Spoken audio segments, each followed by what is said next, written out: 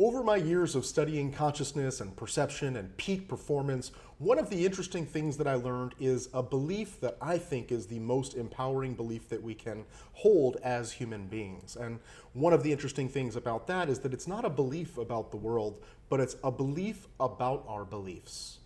And this belief about our beliefs that I think is just so crucial, so valuable for us as human beings to grow and to develop and to self-actualize, to unleash our potentials, is the belief that our beliefs are not the capital T truth.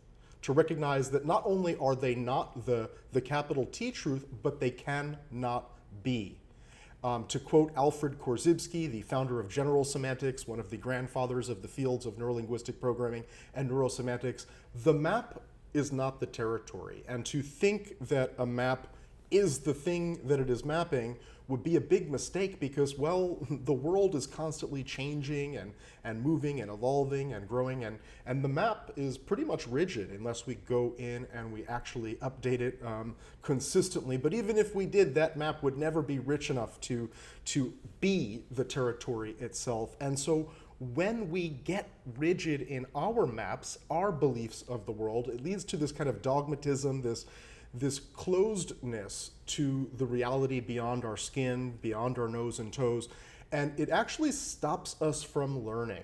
Because if what I believe is the truth, and that's the end of the story, and that's all I know, then I can be presented with all sorts of information, but I'm going to be locked in with this confirmation bias that says, well, I'm just going to filter out all of that stuff and look for the things that confirm what I already know, which can lead to some pretty troubling situations because, well, we're not getting the richness of the world in front of us. And when we actually loosen our maps of the world and we say, maybe I'm wrong, maybe I don't know everything, how could I be wrong? Even a more powerful question. How could I be wrong in this situation? It actually helps us to resolve a lot of conflict. It allows us to gain new perspective, to have some new ideas, some new ways of perceiving the world, at least to be open to considering the possibility of different ways of seeing the world. And it allows us to loosen our model of the world or beliefs enough to gather some new information so that we can hopefully learn something new that would allow us to not only survive in more fulfilling and healthy ways, but to thrive in the world that we live in.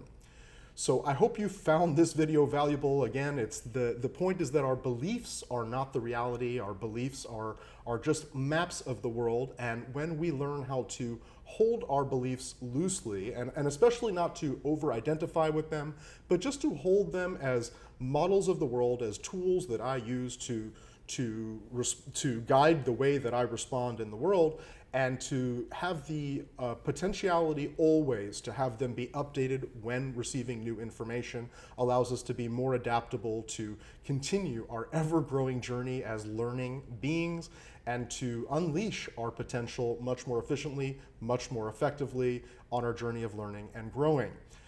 My name is Jason Schneider, and I may be wrong in my belief that this is the most important belief, and so I'm open to your feedback. If you have a different way of looking at things, or maybe you want to share a celebration or ask a comment, feel free to leave it around here.